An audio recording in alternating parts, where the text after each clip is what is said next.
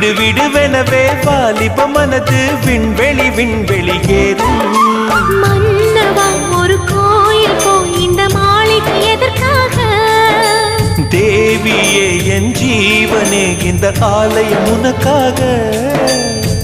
வானில் ஒரு புயல் மழை வந்தால் அழகே என்னை எங்கனம் காப்பாய். கண்ணே உன்னை என் கண்ணில் வைத்து இமைகள் எனும் கதவுகள் அடைப்பேன்.